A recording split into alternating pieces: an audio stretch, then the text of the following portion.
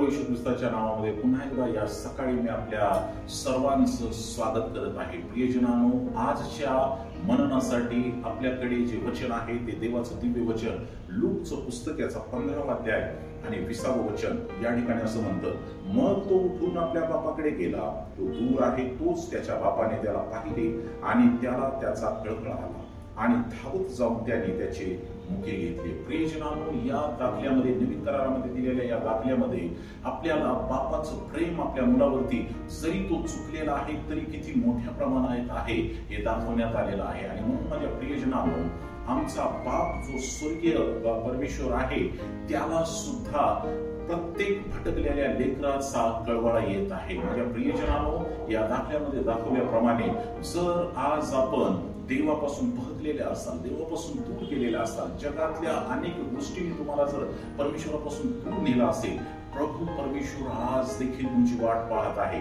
आणि प्रभू परमेश्वर ज्या वेळेस तुम्ही त्याच्याकडे आपलं मन प्रसन्न करण्यासाठी आपलं मन त्याच्याकडे वळवाल प्रियजनांनो, त्यावेळेस प्रभू तुम्हाला कवळा मारण्यासाठी किंवा तुम्हाला मिठी मारण्यासाठी सदैव तयार आहे।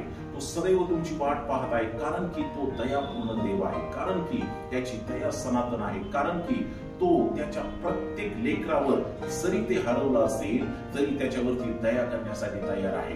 माझ्या प्रियजनांनो, माझा प्रभू आणि तुमचा प्रभू जो स्वर्गामध्ये आहे, आज सकाळी त्याच्या द्वारे मी आपल्याला सांगू इच्छितो की तो दयापूर्ण परमेश्वर आहे आणि तो तुमच्यावरती तुम्ही बहकला असाल तरी सुद्धा दया करावयास तयार आहे। आणि म्हणून मी आजच्या सकाळी मी आपल्याला प्रोत्साहित करीन की कृपा करून जर तुम्ही देवापासून दूर गेला असाल तर आज देवाकडे या, प्रभू तुम्हाला मिठी मारण्यासाठी तयार आहे।